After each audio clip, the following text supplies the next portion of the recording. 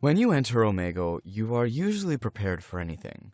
Whether it's people who change your camera for no reason, friendly people, or people without clothes. It was the unpredictability of Omegle that made it really interesting. But one day the unpredictability got out of control, and it was much more than I expected to find. It was a night like any other. I was bored out of my mind and decided to kill time in Omegle. I didn't expect to find anything out of the ordinary, just some passing conversations to entertain me before going to sleep. I plugged in my camera and started passing from one stranger to another, looking for something interesting. To tell the truth, I had some pretty entertaining conversations. Between people trying to scare me and others playing good music on guitar, I was having fun. Suddenly, a camera obscura appeared. At first, I thought there was no one there. The screen showed only a deep blackness, as if the person on the other side was in a room with no light. I was about to move on to the next camera when I noticed something. A barely distinguishable figure was outlined in the darkness, standing next to what appeared to be a chair. I moved closer to the screen, trying to get a better look. I don't know why it caught my attention like that, and I knew it could easily be a jump scare, but I didn't care. For some reason, that camera had my attention. The figure was motionless, watching something or someone sitting in the chair, but I couldn't make out who or what it was. A shiver ran down my back, and a feeling of discomfort began to settle over me. There was something uncanny about that camera that made me feel bad, so I decided to move on to the next camera, which was a minor and on camera while his brother was playing video games. After that camera, I honestly felt like I needed to clear my mind. I was a little confused. I had a hard time believing that a dark camera could have made me so uncomfortable. But it did. I went to the kitchen and opened the fridge, looking for a soda. Possibly I was suggestible, but this is when the weirdness really happened. At that moment, I didn't hear any noise. I didn't see anything out of the ordinary, and nothing indicated to me that something bad could be happening in my house. But anyway, I just felt it. I felt that I was in danger, that someone was watching me and that I had to get out of there as soon as possible. Before I knew it, I was shaking. What on earth was happening to me?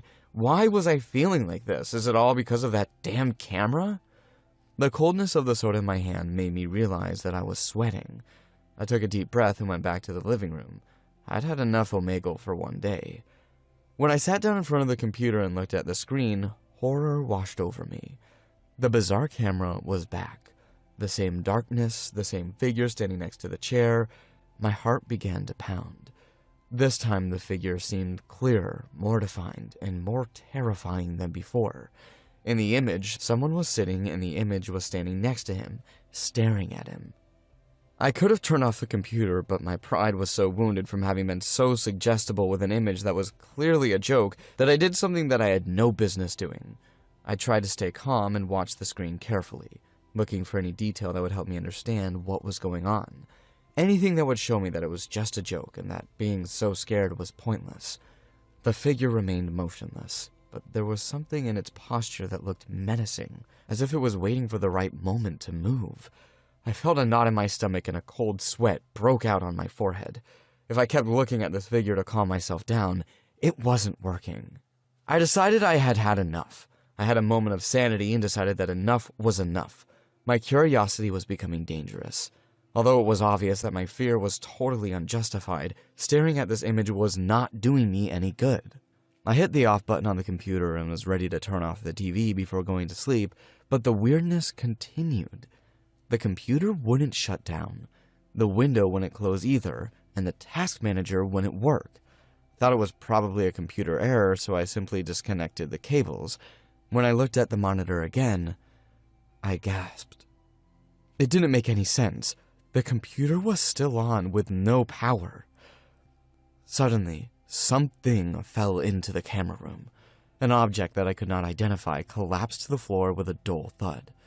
At the same time, in my own house, I heard a similar noise. I looked around, trying to find the source of the sound. A book had fallen off the shelf, and there was no apparent reason for it. The book was not badly placed, there was no wind, and nothing to indicate that it was about to fall, but it still did, just like in the chamber. You understand the significance of that, don't you? I tried to run the computer again to turn up the brightness and make sure my hunch was wrong, but the computer still didn't work. I grabbed my cell phone from my desk and took a picture of the screen on my own. I went into the picture and started editing it, turning up the sharpness, brightness, and contrast almost to the max to see if I could make anything out. When the image was finally a little more recognizable, I was totally stunned in my seat. I couldn't believe what I was seeing.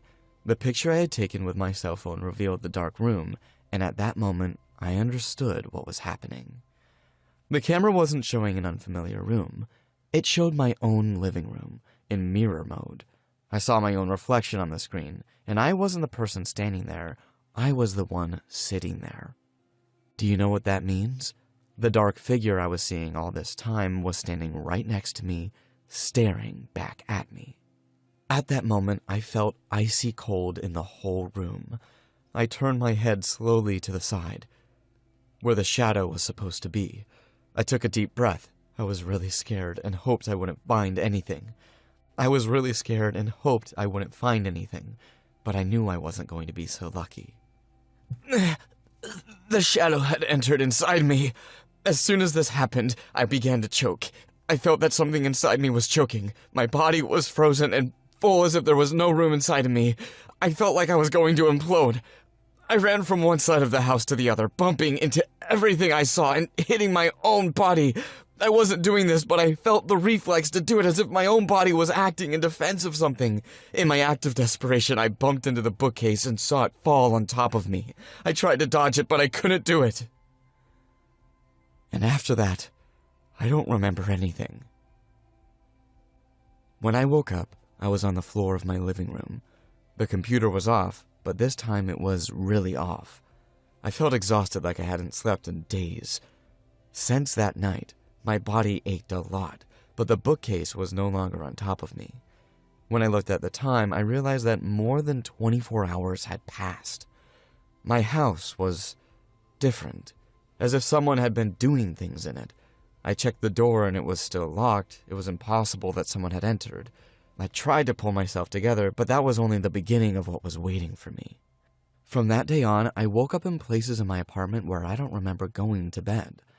I feel a constant feeling of tiredness, which makes no sense because I sleep much more than before. Sleep comes to me out of nowhere. I can be doing the dishes and all of a sudden I feel like a blackout. This happened a few months ago, and the blackouts are becoming more constant and longer lasting. I tried to record the screen to see what's going on, and when I watch the recordings, I can see myself. Only it's not me. In the recordings, I'm standing at random points in my house, staring at nothing for hours. I walk from place to place, eat raw food from my fridge, and bang my head against the wall. I feel something dark enter inside me, and I stay awake longer and longer. I thought about taking my own life, but I'm too much of a coward for that. I'm afraid of what might happen to me. No medication I take works for me. No medical test or any answer from the internet has given me a solution. I don't want to lose myself. I want to go on living. I'm still too young. I didn't do anything to deserve this. Every time I feel tired, I cry myself to sleep. I'm afraid. Afraid that maybe, one of these times that I fall asleep, I won't wake up again. Hey, my name is Gary. I used to be a well-known Pokemon YouTuber who is now inactive. My channel was based on finding shiny Pokemons, the hardest ones to find, and people started to support me a lot when I made lives. To tell you the truth, I was never into paranormal and I didn't need that kind of attention to grow my YouTube channel. My fans know me and they know this, so when weird things started happening in my house, everyone believed me. It all started during a stream. That night it was a little colder than usual, which caught my attention as the apartment was quite warm. I was in the middle of a stream, and I never said this, but I was a bit uncomfortable. I don't know how to explain this, but I had a bad feeling. A feeling that something was wrong. Obviously, I didn't want to share it. When you are live on the air, you always try to put your best face forward, even when you are casual. Make no mistake, I was always a very honest YouTuber, and I didn't force things, but I also couldn't make a fuss about anything. It may have just been a weird feeling at the time, but just in case, I was more aware of my surroundings than usual, and it was because of this that I realized something was wrong. At one point in the night, the door behind me simply closed. I guess you are wondering what's so strange about a door closing, right? Well, let me tell you the answer. Everything. There wasn't a drop of wind blowing in this apartment. When I started shooting a video or live, I made sure all the windows were closed to avoid ambient noise. For a moment, I thought that Alan, my roommate, was the one who closed the door, but then I remembered that he wasn't home. I told my audience to wait a moment. I had to check that everything was okay. Maybe Alan was playing a sick joke on me, although that was definitely not his style. I checked the entire apartment, and it was easy to tell that Alan was gone. I saw him leave a few hours earlier for college, and I never heard him come back. Besides, his keys weren't there either. I checked window by window, and to my surprise, none of them were open. I went back confused to continue the stream, still wondering what could have happened, but once I got back, everything got worse. The feeling that something was wrong got bigger, and the cold also increased. And all the comments on my stream said pretty much the same thing. The door closed again. I was very scared, but I tried to pretend that nothing had happened and went on with my stream. Obviously, we talked about it for the rest of the stream, but I didn't take it as a big deal. To tell you the truth, I was terrified, but I didn't want to worry people or give them too much importance. Some were capable of believing that it was all staged. Once I closed the stream, I immediately checked the footage from when I left, and it was true. The door had closed on its own again. I looked the door up and down, did some tests, and even went back to make sure that no wind was coming in from anywhere, but nothing succeeded. The fact that the door closed at the same time that I was ill-disposed and felt that something was wrong with the place really had no explanation. Normally, I appreciated times of solitude, but at that moment, I just wanted my friend to get there as soon as possible, and he too would see that something was wrong. Instead of waiting for him or trying to edit the video, I simply decided to take a nap. After all that, I definitely needed to rest for a while. In what was probably the worst decision of my life, I went to bed next to the computer and took a short nap. The alarm clock was set for 40 minutes from now, just enough time to get some rest while I didn't miss the rest of the night. I couldn't help but feel a great sense of discomfort, and the cold still wouldn't go away even if I covered up, but despite all that, I fell asleep pretty quickly. I opened my eyes a few minutes later. I knew the 40 minutes hadn't passed, the alarm hadn't gone off, and I felt like I had only slept for 10 or 15 minutes.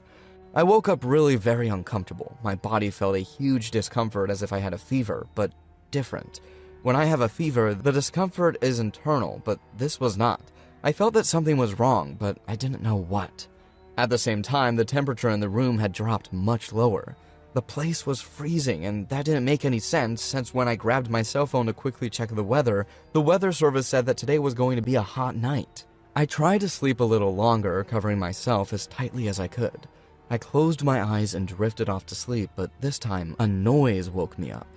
It was the sound of the door opening and closing. The door opened and closed in the same way as before, but this time there was a big difference. Behind the door, opening and closing, was a person. A very tall, white-haired man was opening and closing the door with a big smile on his face. His smile seemed very forced. He actually seemed to be furious. At first, I thought he was just a normal man, an intruder who was in the house trying to scare me, but instantly I realized that this was much worse. The more I looked at this man, the more certain I became that, as crazy as he looked, this was not a human. His skin was too white as if he were a corpse. His eyes had a lot of black shadows, and the center of his eyes were red. Normally you would think that they were contact lenses, but no, it was something different. His eyes looked natural. It was a great flame red that seemed to intensify with each passing second. I thought about asking him who he was or what he wanted, but I knew it didn't make any sense. Just by looking at him, it was easy to see that I was not going to be able to reason with him, and even if I could, his motives for stalking me were surely much worse than not knowing anything. I didn't know what to do. The man was opening and closing the only door I had to escape. I decided that if I was going to think of a strategy or a way to escape, the first step was not to lie down. I tried to get up, but my body didn't respond. I felt completely paralyzed, as if I had the worst sleep paralysis in my life. I knew how I was supposed to act in sleep paralysis, but none of that mattered at that moment. I despaired. I moved my whole body to wake up, but I only managed to get the attention of that being, and when I looked up, I noticed that he was no longer at the door. Was he gone? No, he wasn't gone. The man was at the foot of my bed, crawling slowly across my bed, getting closer and closer to me. I tried to defend myself, to wake up, to do anything, but it only made things worse. The man was in front of me. Once I had him face to face, I could only watch him. His mouth opened, and it was as if his whole face had opened. From it, he pulled out a long snake-like tongue and ran it across my face. I had only the energy to cry, begging for a fate not so painful, and suddenly, as if it was nothing, I woke up. I remember waking up agitated, nervous, and with a lot of chest pain. I got up and nervously went to the kitchen to get a glass of water. I took my drink when I noticed something new. My cheek. It was wet with saliva, in the same position where the demon licked me. Before that discovery, I was paralyzed with fear and began to cry. It was then when the noise of the door returned. I looked up, and the door kept opening and closing by itself. To tell you the truth, I didn't want anything to do with that door. I tried to slowly approach the cell phone to film, but something prevented me from doing so. The door stopped banging on its own, but was replaced by something. Footsteps. I began to hear very slow, heavy footsteps moving away from the door. Those footsteps were heading in my direction. I grabbed the keys and ran as fast as I could. I was trying to open the door, but my nerves made me make mistakes and take more time. As I put the key in, the footsteps picked up speed and kept heading in my direction. Once the door opened, I ran as fast as I had ever run in my life. I didn't care if I was in my pajamas or looked crazy. I just wanted to run and run. You know, I never went back to that apartment again. My roommate was very scared by the story, and he also moved out as soon as possible. I never knew what that demon was or why he wanted to hurt me. Nowadays, I don't work on YouTube anymore. Sometimes I miss it and think about going back, but every time I think about it, I see that video with the door closing and opening, and I don't want to. I don't know what it was that attracted that demon, but the memory is still very much alive, and I'm afraid that monster is not finished with me yet.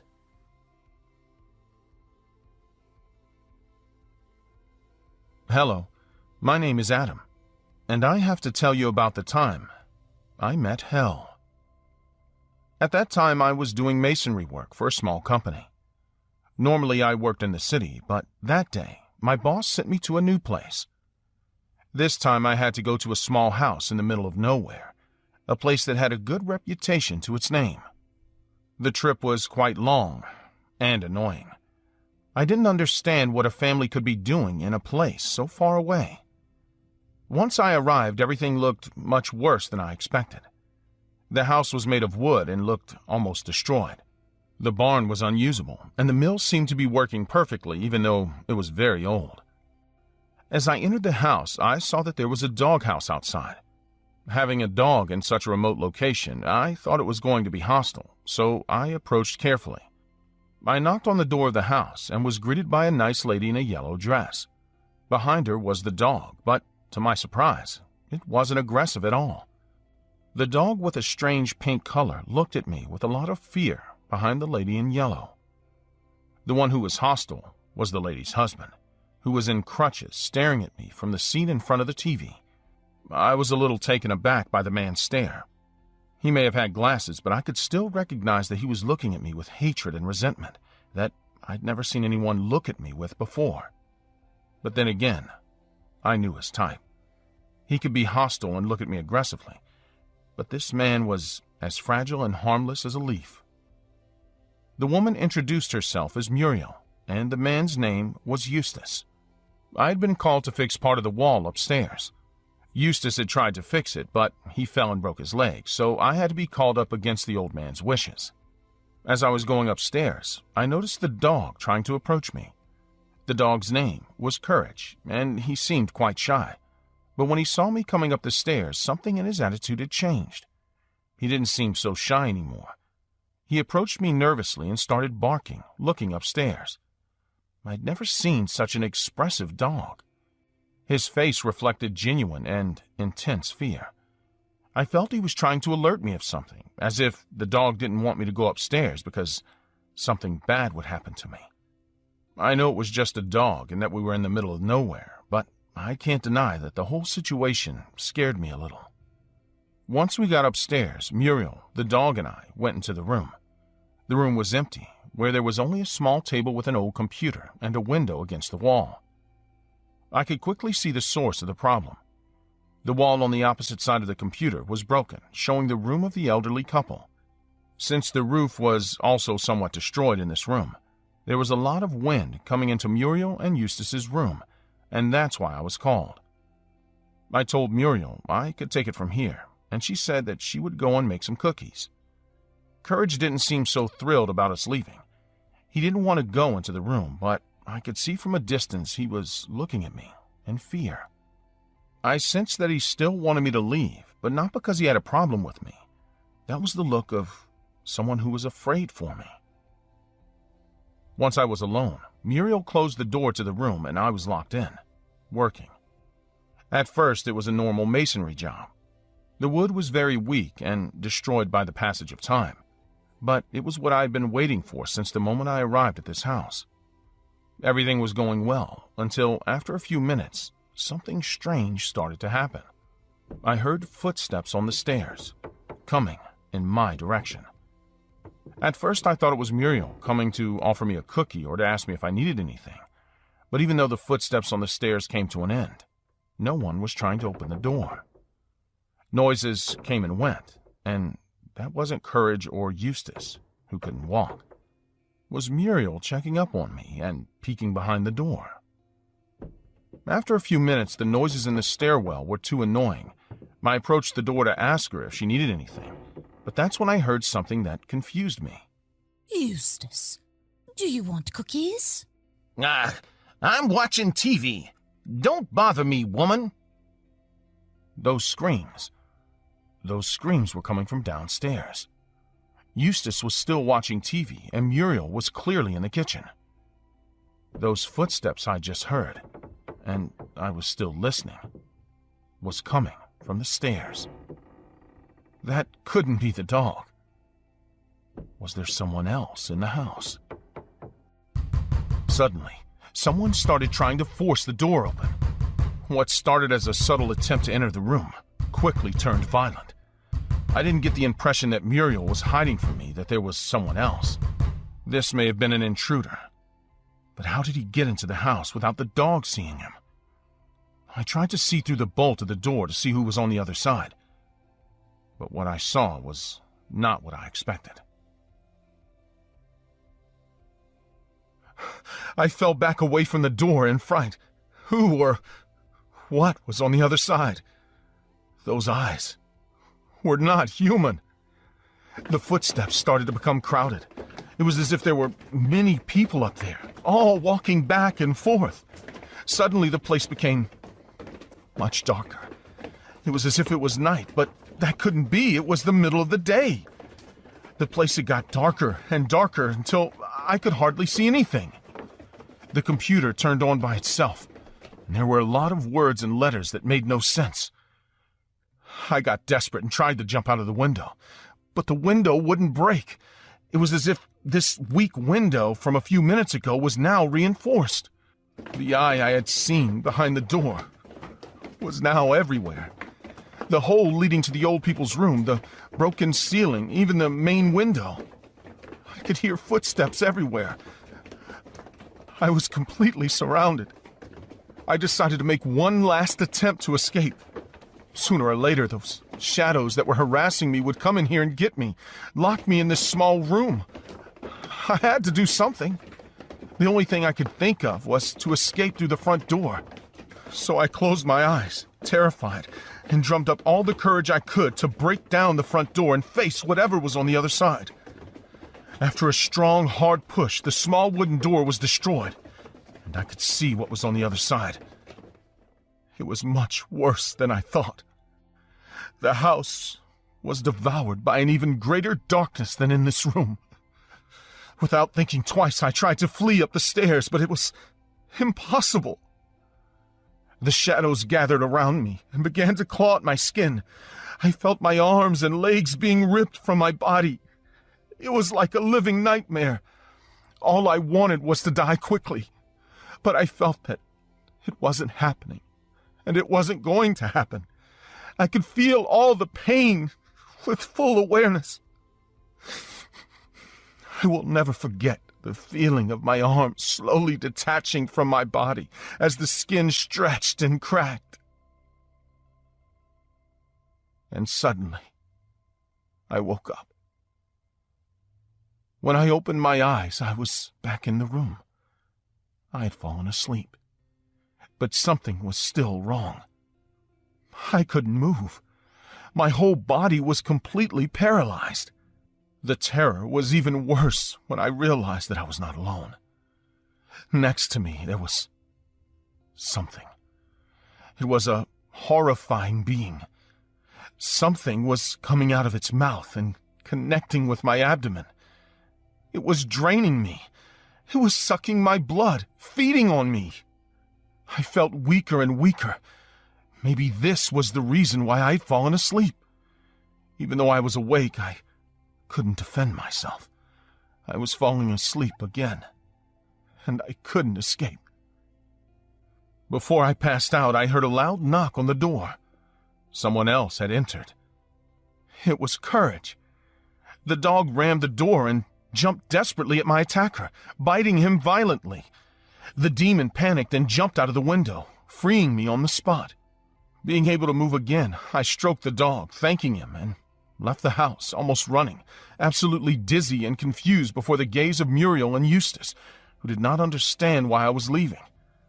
As soon as I got to my truck, I saw Muriel smiling and waving innocently at me, and Courage looking at me happy that I had escaped.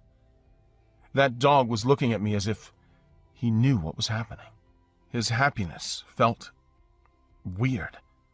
It was as if he was happy for me, but as if he also knew that more things would happen in that house, and he would have to face them alone. All I know is that that was the last time I took a job out in the middle of nowhere. I never went there again. Never saw that almost abandoned house, that family, or that dog that saved my life.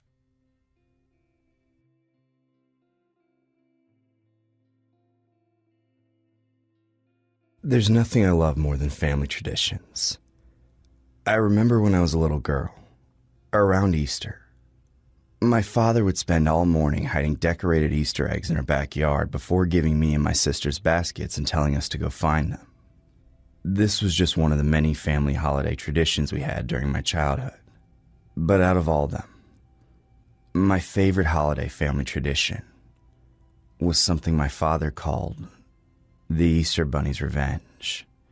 The Easter Bunny's Revenge was an Easter family tradition that always happened on the 20th of April every year. My father, who was a huge fan of the holiday, would dress up as the Easter Bunny and chase us around the house while trying to take back the Easter eggs we had found in our backyard. This tradition was really dear to my heart, even though most people saw it as a weird tradition that only traumatized children. I thought it was all in good fun, and I loved it. I always wanted to carry on the tradition when I had a family of my own, and after giving it a lot of thought, I finally decided to do it this upcoming Easter with my 10-year-old son Brian and my 8-year-old daughter Sally. I remember being so excited to share this tradition with my kids, but while I didn't know it at the time, this harmless Easter family tradition that I enjoyed so much would nearly cost me my life and the lives of my children. It all began on the 18th of April. I'd started setting out all the preparations that morning as I thought about the best way to go about it. I initially wanted my husband to do it, the same way my father dressed up as the Easter Bunny. But after talking to him about it, we decided not to, as he told me he wouldn't be able to keep it together, and he'd probably ruin the entire thing as our kids would figure it out. He then suggested asking a friend or someone from work, so I decided to call one of my friends and coworkers, a sweet guy named Henry. I called him that evening to give him an idea of what I wanted him to do. I then spoke about my plans in much more detail when we met up at work the next day. I also made it very clear that he should be very gentle while chasing them around the house. I didn't want him to cross any lines with them, and I told him to give them some space if things got too hectic. Henry agreed to all my terms, and when I told him that I would pay him for his services, he declined and told me he'd gladly do it for free. In the following days, I ironed out the final details of the plan with my husband and my coworker Henry. Henry had already gotten the suit, and he was set to dress up as the Easter Bunny and chase my kids around the house. I had also prepared some cookies and ice cream that I planned to surprise them with afterward. It was around 5:15 p.m. when I heard someone banging violently on my door. Alarmed, I went out there to check who it was, and when I opened the door, I saw someone standing on my porch in an Easter Bunny suit. Confused, I said, "You're pretty early, Henry. I thought we agreed on 6 p.m. Instead of responding, Henry barged into my house and rushed toward my kids. I could instantly tell that something was wrong. He was taking things way too far and terrifying them. I remember telling him to be gentle, to allow them to run around, and to give them a bit of space just like my father did during the family tradition. But he was extremely violent. He made numerous attempts to grab them and throw them on the floor. He was also smashing all the Easter eggs he came into contact with, which was the total opposite of what I told him to do. I specifically said he should bring a bag to gently place the eggs in and return them to my kids later on after it was over. I couldn't understand why Henry had chosen to ignore all my instructions, but I was going to put a stop to it before my kids got hurt. I assumed Henry might have drank a little before getting here, which explained why he'd forgotten my instructions and was acting out. However, before I could say anything, I received a text on my phone. I quickly checked to see it was a text from Henry, and it read, "Hey Evelyn, just put my Easter bunny suit in the car. I'll be there in 45 minutes. My heart dropped to my stomach as the horrific realization dawned on me. I couldn't believe it, and the first thing I instinctively did was protect and shield my kids. I wrapped my arms around them as I tried to take them and run for the nearest room. However, I heard a sinister laugh coming from the Easter bunny suit, and I knew the stranger inside the suit just realized I figured it out. He attacked me without hesitation, but I managed to scream for my husband before our assailant wrapped his hands around my neck. My husband instantly came out of his room with a distraught look on his face. He came out of the room with a firearm when he heard my scream, and I could see the confusion in his eyes as he raised his gun and said, "What the hell is wrong with you, Henry? Get your hands off her before I shoot you!" The insane man in the Easter bunny suit, who'd almost snapped my neck and killed me at this point, slowly took his large hands off my neck and bolted for the door after my husband fired a warning shot. My husband rushed to my side as I coughed and gasped for air. He couldn't believe what he just witnessed, so he asked, "Did Henry go insane?" I was still trying to get some air as my eyes were bloodshot, but I managed to look him in the eyes as I said, "That's not Henry." The attack on our house spread throughout our neighborhood. The police were at my home in minutes, and I explained everything. When the officers asked why we had planned this all out with Henry, I told them it was an Easter family tradition. I then explained how I never realized it would go so wrong. Henry, who had arrived at our house about 30 minutes later, was questioned by the authorities. After Henry's questioning, an investigation was carried out, and at the end of it all, the detectives believed this attack was most likely carried out by a coworker who'd overheard our plans when we discussed them at work. They also believed that it could have been carried out by someone Henry had told the plan to, as during his questioning, Henry had informed the officers that he had a few drinks the night before and had told a few of his friends of the plan. He had also asked a few of them if they knew where to buy a large Easter bunny costume. Each and every one of our coworkers, in addition to the friends that Henry told, were interrogated extensively. But despite all their efforts, the authorities weren't able to find the culprit. Our home was put under surveillance for a little while after the incident, as the authorities didn't know how the man had gotten our address, and they feared he might return. However, despite the authorities' precautions, our assailant never came back. The police who were surveilling our home eventually left, and they told us to call them immediately if we ever noticed something suspicious. Things slowly went back to normal after the authorities left. Both my children and I had to undergo intense therapy to get over the traumatic incident. But with time, we were all able to move on, and the children eventually forgot about that disturbing day over the years. I still think about that day sometimes, as it made me realize that the world today is much different from the world I grew up in. I couldn't understand how someone would take time out of their day to turn an Easter family tradition into something so sinister and twisted. I never looked at anyone from work the same way again, and I distanced myself from Henry, as I still had suspicions it was one of his friends he told about our plans that did it. Ever since that day, the only Easter holiday tradition I share with my kids is to allow them to pick out their decorated Easter eggs in the backyard after I'd hidden them that morning. That disturbing Easter bunny experience made me realize the hard way that some family traditions should be left in the past. The story you just heard was written about a low-profile true crime case that happened in Nevada City, California. On the 20th of April, a resident of Nevada City, one of the smaller cities in California, was attacked by an unidentified man wearing an Easter Bunny costume. Despite extensive investigations, the assailant was never found, and it's believed he's still out there, terrorizing people in an Easter Bunny costume to this very day.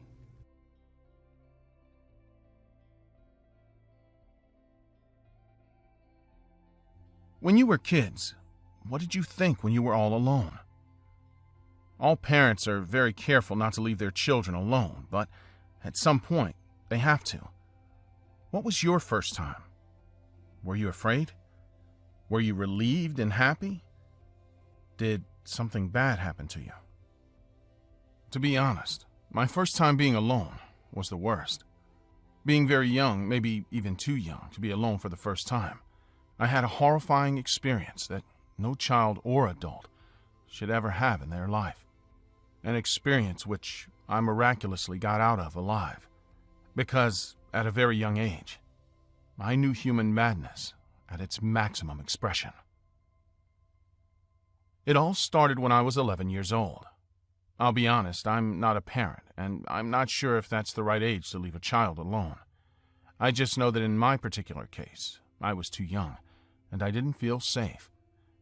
Since I always behaved well, my parents had no problem leaving for an hour during the night to pick up my brother for a birthday party. At that point, they decided that this was the perfect opportunity for me to experience a short time of being alone, so they could see if I got into any mischief. I wanted to go with them in the car, see my brother, and fall asleep on the ride back. But I guess my parents thought it was the best thing for me, or at least that's what they told me as a kid. Once they left in the car, I turned on the TV and found an animated movie. I was very entertained and distracted, waiting for the night to pass quickly and for my parents and sibling to arrive, when suddenly I heard a loud knock on the door. Hey, it's me, Mom. Open the door. I didn't know who that lady was, but I knew one thing for sure. That wasn't my mom. I had no idea who she was, but she was scaring me very much. The banging and screaming of that lady was getting more and more violent. She wanted to get into the house at all costs, screaming desperately for me to open the door for my mother. She said that she was my mother and she was going to take care of me, that if I didn't open the door, she was going to be very angry with me and she'd have to punish me. For a moment, I thought about opening the door, just out of fear that she would come in anyway. But I remembered what my parents had told me. I should never open the door for any stranger, no matter what they tell me. Opening the door only makes things worse. At that instant, the noises at the door stopped and I calmed down, thinking it was all over. I ran to the dining room window and opened it just to see if the terrifying woman was gone. Maybe with a little luck, I could see her leaving and then tell my parents. The lady was in front of the window. She'd already seen me. She was staring at me with a huge, twisted smile, trembling with anticipation and nerves. Hey, kid. Why don't you open it for me? Don't you recognize me? Hi, Mom. Scared, I ran as fast as I could to my room to hide. I turned off the light and got under my sheets, but soon I realized that this was a lousy hiding place. So I got out of my sheets and went under my bed. Come to think of it, that hiding place wasn't much better. But can you blame me? I was an 11-year-old boy being harassed by a woman who was trying to break into my house. I stayed under the bed, crying quietly, when I heard a crash at the window. From my room, I could see everything that was going on. The glass had suddenly exploded and a brick had entered our house. Behind the brick, the woman came in, walking slowly with a huge smile on her face. Mommy's home. Where are you, little boy? Are you hiding so you won't eat your vegetables? The woman began to look everywhere, slowly scanning the house for me. I feel that I could have escaped several times, but I didn't dare to do so. With the excuse of looking for the best time to escape through the window, I missed several opportunities where I could have ran. I was terrified.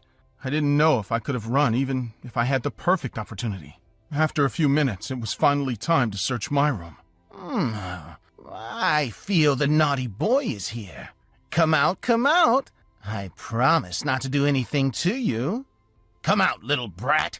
Come out now, or I swear I'll break your legs. Do you want to make your mom look ridiculous in front of all these people? Do you think this is a game?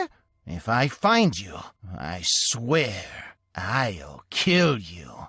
Oh, are you under the bed? You better not be here, you little scumbag. I'll fill you full of holes. Why? Why are all my children abandoning me? I just want to be a good mother. I found you! As soon as she found me, the woman grabbed my feet and dragged me from under the bed. With a big smile, she grabbed both of my arms and started shaking me back and forth as if trying to relax a baby, but in a total careless and painful way. From 1 second to the next, she froze. Her face had changed. Now she was looking at me with hatred and resentment. Why did you hide from me? Is it because you don't want to take a bath? Furious, the woman grabbed my arm while I was crying and took me to the bathroom. Without letting go of me, she turned on the faucet to the sink. We washed our hands, and after covering it, she plunged my face into the little water that had filled up, trying to drown me. Waste! You are trash! I didn't raise you to be a filthy insect. You're just like your father. A useless, filthy, filthy scum! You horrible, filthy little brat! Luckily, there was too little water to drown me, and in an oversight of the woman, I bit her hand and ran away as fast as I could. I ran around the house looking for the door, but it was locked. I turned around and the woman was standing there staring at me, this time with a knife in her hands. Hey, I'll forgive you for what you did to me. I just want to be with you. Come. Crying, I ran desperately to the window as the woman chased me. Surprisingly, she was much slower than I was, as if she had trouble walking. I ran to my neighbor's house crying while the woman screamed at me from the house. No! Come back! Why are you leaving me? I did everything I could. I'm sorry.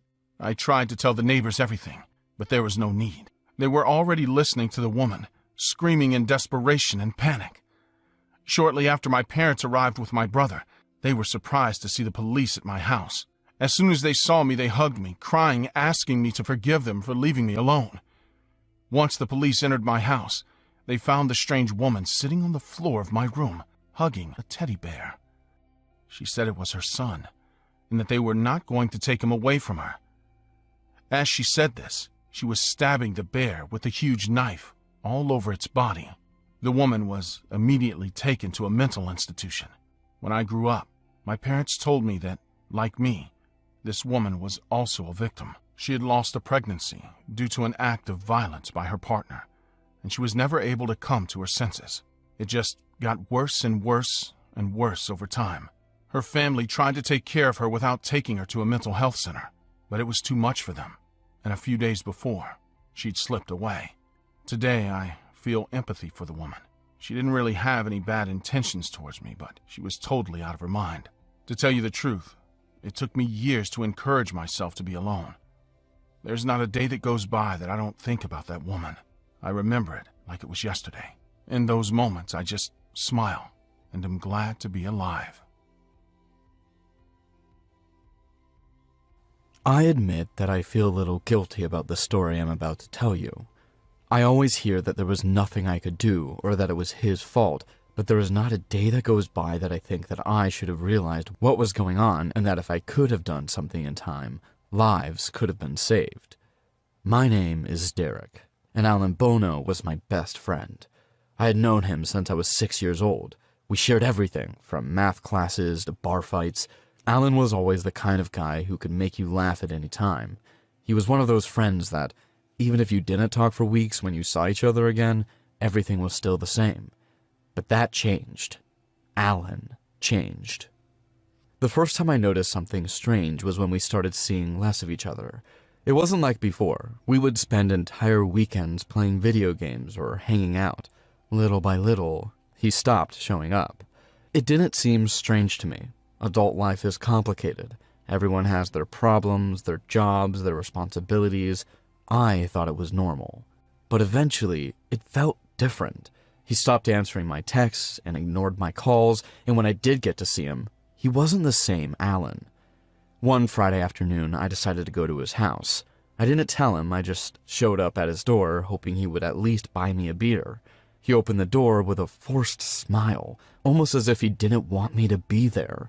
I noticed it from the start. His eyes. They seemed more dull. There was something in his gaze I hadn't seen before, as if something inside him had died, or worse, as if something new had been born. Still, I stayed. I convinced myself that he was imagining things, that he was probably just stressed about work or some personal shit. But that afternoon at his house, it was the last time I saw him as someone close. From that day on, everything fell apart. He started behaving strangely, for no apparent reason. The small conversations we had turned into awkward monosyllables. Even when we would get together with old friends, Alan was always on the sidelines. He no longer joked or laughed, and the worst part was this constant feeling that he didn't want to be around anyone, not even me. One night, I decided to talk to him. We were in my apartment, drinking a few beers. I asked him straight out what the hell was wrong with him. Alan looked at me, but didn't answer right away. He just stood there, watching me.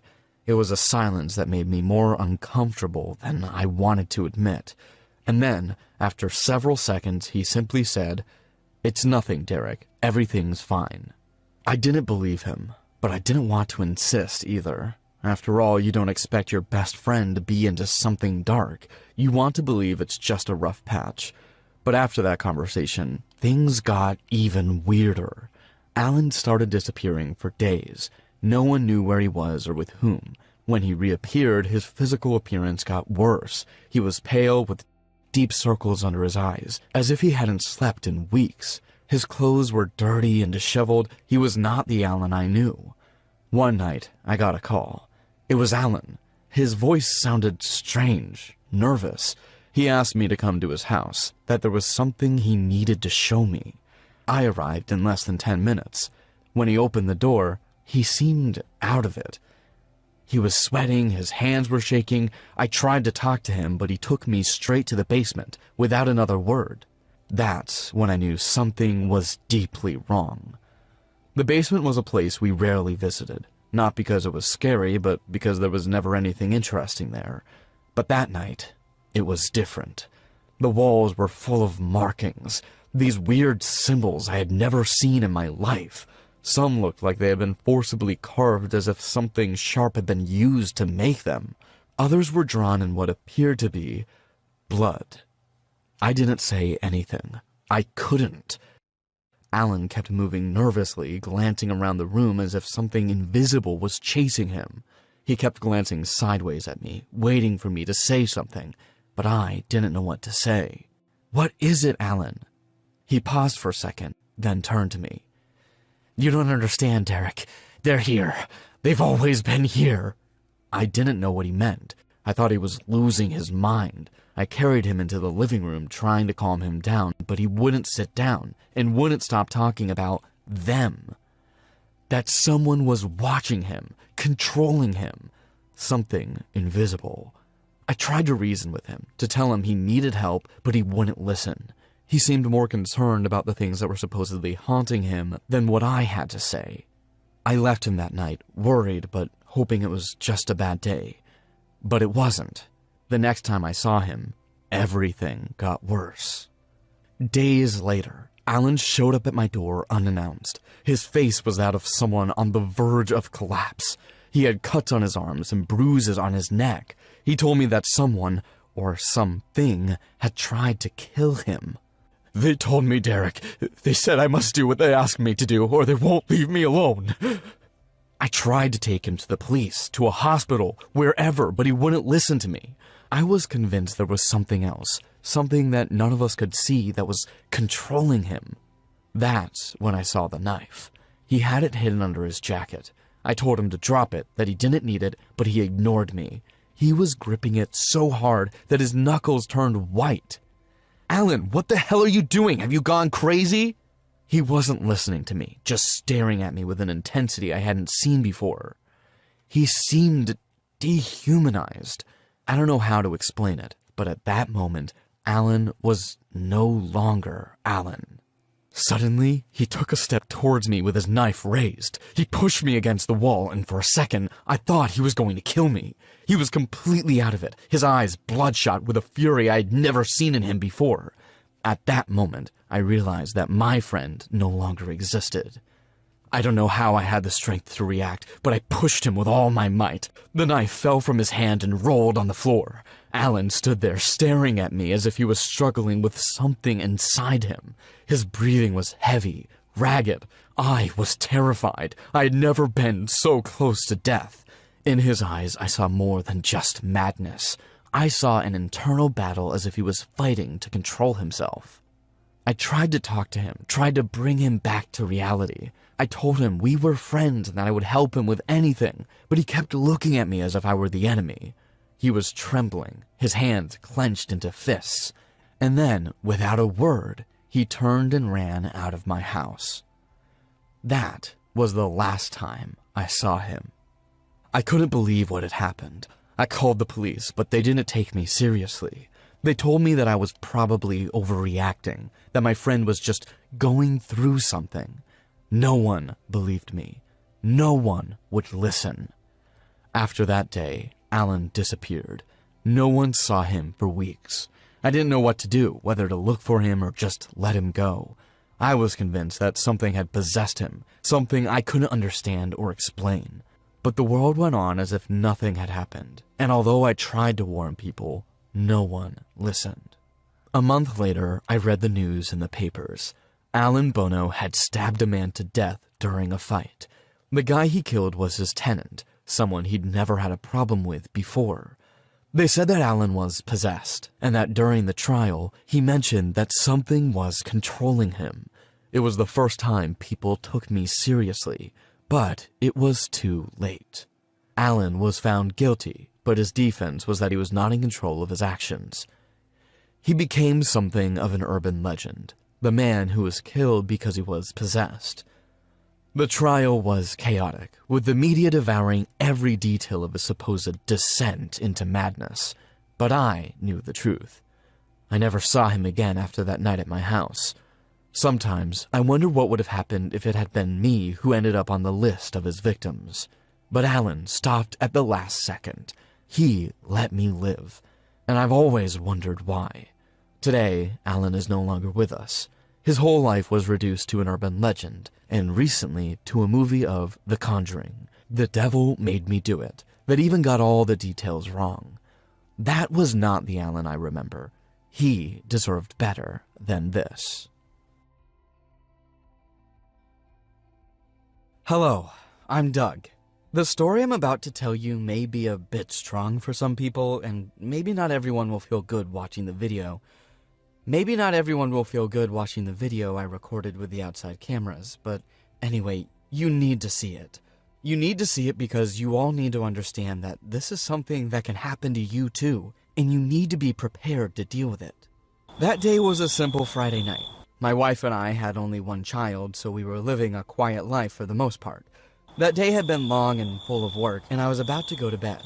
I was ready to brush my teeth when I heard a noise at the door. Someone was ringing the doorbell. Who could it be at that hour? Something was wrong. I looked through the cameras almost immediately, and that's when I found my visitors. They were just two teenagers. One of them was looking naturally at the cameras, seeming friendly, confident, and relaxed. The boy was waving at me through the camera as if he knew I saw him. The other one, on the other hand, was much more uncomfortable. He had his back to the camera and was looking away. This last guy made me a little suspicious, but the other one knew there was a camera and still looked at it. I found it hard to believe that a thief or someone dangerous would expose himself so much. I went down the stairs and approached the door to ask them what they wanted. Can I help you guys with something? Yes, we're sorry to bother you late at night, but our car is stranded. We need to get it started. I understand it looks weird and even dangerous, but we need a lug wrench. You do understand that I can't just open the door, right? You are two guys in the night ringing my doorbell. Yes, I do, and you're right. I don't know what to do to make you believe me. You can record my face on the camera, and if you want, I can leave my ID under your door as a guarantee that I won't steal your wrench. I admit that the guy seemed very convincing. He sounded desperate, and his car was parked with a flat tire outside my door. Don't worry, keep your ID. I'll be right back. I fetched the wrench from my garage and took it to the young men. Just in case, I asked them to stay away from the door and left them on the floor. I locked the door and watched as they grabbed it. "Thank you very much, sir. We will return it to you in a few minutes." After that, I looked out the window and watched the guys change the wheel. At that moment, I felt good. I felt like no other person would have helped them, and I was glad they had proven to me that I made the right decision. Doug, who are those?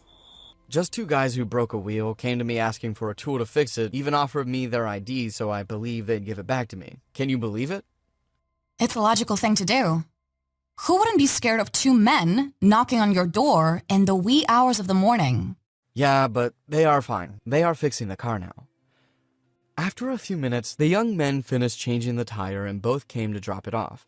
I could see how the young men were having trouble fixing the tire. Rookie mistakes, it made sense, they were so young. Even through the window, I could see how one of them pointed to the wheel as a sign that he couldn't change it and pointed to the door of my house as if telling his friend to come to me for help. I mean, I wasn't going to go out and help them, but I could give him some advice on what they were doing wrong. After a few seconds, the guy from before approached me hesitantly, probably not wanting to bother me. He knocked on the door, and with innocent overconfidence, I opened it a little, and that's when all hell broke loose. Out of absolute nowhere, the boys ran off the way they came. They didn't seem to be running away from someone or something. It was something that seemed premeditated. Before I could see where they were going, two other men came from the side of the house. Both were armed and fully hooded. Before they arrived, one of them skidded and delayed the other, and that was the only thing that made me react in time. After recovering from his near fall, the man ran towards my door to enter, but by that time I had already reacted. I slammed the door in his face and jumped back, listening to them running the other way. Had they left? Had I prevented the robbery? While I was still wondering if I was safe, the footsteps of these men surrounded the house. I ran to the phone to call the police, but before I could do so, I heard an explosion of glass. That was the sound of glass from the back door. Someone had broken it to get their hand inside the house and unlocked the door to get in. I thought about going to the kitchen and trying to stop them from entering, but it was too late. There was no way I could lock the door before they got inside the house. Doug, what's wrong? Close the door and go out the window. They're trying to rob the house. Come with us! I can't. If I lock myself in with you, they'll follow us. Take your cell phone and call the police. And with that said, my wife left with the child through the window. I thought about trying to escape through the front door, at least so they would see me go in a different direction, but no such idea was going to work. They were already in the house. I couldn't escape. Desperate and listening to the slow footsteps of the men, I opted to take the worst possible decision. I waited for one of them to cross the corner where I was and jumped to the man to hit him. As soon as I did, he didn't know how to react and received several blows from me, but it didn't go much further than that. His partner, who was right behind me, grabbed me by the hair and pulled me to the side, where he kicked me hard in the kidney. Before I knew it, he was pointing his gun at me. Have you gone crazy? Do you want me to kill you? Get up, now! I couldn't fight anymore. My only option was to listen to them. We saw the picture. Where is your wife and child? At the child's grandparents' house. Don't lie to me! I swear to you, it's true. Furious, the man kicked me in the head and started kicking me on the floor. I tried to get up and resist the blows I could, but the man was furious. I thought I was going to die, either from being shot or from the kicks he was giving me. After kicking me for a while, the man pointed his gun at my head. "Hey, what the hell are you doing?" The man I had hit seemed much calmer and made the man hesitate before shooting me. What do you think I'm doing? I'll kill him! And what will you do that for? Do you want us to have worse charges if we get arrested? Steve was without a mask. He knows his face. Do you think we have to let him live? Have you lost your mind? Use your freaking head! There are cameras here. We don't know if his wife was here. Maybe she saw his face through the cameras. Even if he's telling the truth, he could have sent the tape to someone. I'll kill him! Relax! You have to use your freaking head. If someone else saw Steve's face, whether it was on camera or in the neighborhood, don't you think we'll face worse charges if you kill him and we get caught? The man looked furious. He pointed his gun at me even harder, undecided whether or not to pull the trigger. After giving a small cry of rage, he gave me one last kick. Are you done with your tantrum? Let's grab everything we can and get out of here as soon as possible. We've wasted too much time already. And with that said, the men began to steal everything they could from me. One would normally think that after all they had said, I would be safe, but no. I could see how the whole robbery was going on. During the whole robbery, I could see how the man who had tried to kill me was still tempted to do so, looking at me furiously, holding back all his anger and his desire to shoot me before he left. If you are expecting a heroic intervention from the police or a neighbor, I am sorry to disappoint you, but nothing of the sort happened. Before leaving, the man gave me one last kick and left. The police arrived soon after, and the neighbors began to pile in, but it was too late. My wife was waiting for me at the police station, and we filed a report. I gave my recordings to the police and put myself at their disposal to find the criminals, but I still have no information. That day, the criminals got away with it, and I almost died in the process. The only good thing I can take away from that night is that I am alive, and that I will never make the mistake of being so naive as to fall into such a trap again. All my life, I have never been one to believe in ghosts. I was a man of science and always believed that there was a coherent explanation for everything. But there was a time in my life when I started to doubt those beliefs as something really strange started to happen in my apartment. I first noticed it after I had gone grocery shopping. I'd bought enough food and snacks to stock the fridge and little pantry that I had in my apartment. I remember eating well that night and saving some leftovers for the next day. I went to bed, and after some time, when I woke up the next morning, I decided to warm up last night's leftovers for breakfast. But when I opened my fridge, I couldn't find them. Shocked, I wondered what could have happened to the leftovers that I left the night before. At first, I thought I had kept them somewhere else and forgotten about it, so I looked around a little bit more in the fridge. But no matter how much I looked, they had completely disappeared. As I kept searching through my fridge, I realized something that was very odd.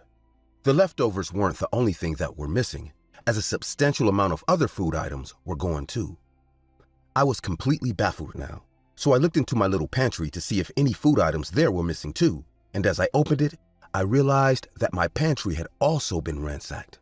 My mind was struggling to come up with a substantial explanation as to why my food was disappearing, and my first feasible thought was that it had to be rats.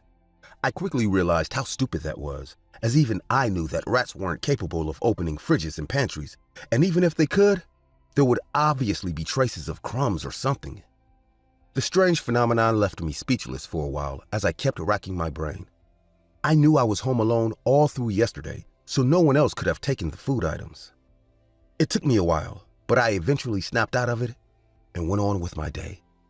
I remember telling one of my friends about it, and he made a joke saying, "Maybe it's a starving poltergeist. I mean, I've always told you that ghosts were real, and maybe this one is a chubby ghost who just wants to steal your food." I didn't laugh at this joke, so he continued with, "Chill out, dude. Maybe it's just your mind playing tricks on you, or maybe you're just becoming forgetful, but you'll find those missing food items. Trust me." My friend's words put my mind at ease, and I eventually decided to shrug it off and forget about the whole thing. When I got home that night, I saw my girlfriend was waiting for me in my apartment. She was sitting on the couch watching a movie, and that's when I remembered that I had given her a key. I immediately wanted to ask if she was the one taking my food, but I stopped myself. We hadn't been going out long, but I didn't think she was a thief, so I decided to let it slide. We both slept at my apartment that night, and the next morning, when I opened the fridge, the food was significantly smaller than what I had left there last night. I decided to ignore this, as I told myself that it couldn't have been her. I was completely sure that she was with me all through the night, so there was no way it could have been her. But as the week passed by, more and more food items were going missing, and it reached a point where I couldn't take it anymore. So I confronted my girlfriend. I remember telling her, "I know this is a weird question, but I need you to tell me the truth. Are you the person who's been taking my food from my apartment?" Shocked, she looked at me and said, "What the heck are you talking about? What do you mean taking food from your apartment?" I then looked her dead in the eyes as I said, "Well, for the past week now, a lot of food items have been going missing from my fridge, and I'm 100% sure that I'm not the one taking it. Plus, you're the only person who has a key to my apartment, in addition to free access to my fridge." I could tell she was angry now as she looked at me and said, "What's that supposed to mean? Are you accusing me of stealing food from you? Because if you are, you've completely lost your mind. I don't need you to feed me." Things just escalated from there, and it didn't take long before we got into a very heated argument. I eventually left the apartment before things got any worse, as I wanted to clear my head. I walked around for a while before getting an incredible idea. On my way back home, I stopped at a store and bought a little security camera. When I got back home, I set the camera in a position that directly pointed at the fridge and my pantry. While my girlfriend had vehemently denied ever stealing from me, I didn't fully believe her, as I knew not to blindly trust the words that came out of her mouth. I convinced myself that she had been sneaking into my apartment when I was home alone to take the food items, so I decided to personally catch her red-handed by using the camera to film her and get her stealing from me on tape. There was no way she was going to be able to deny it if I showed her the irrefutable footage, so I made sure she didn't see me setting up the camera.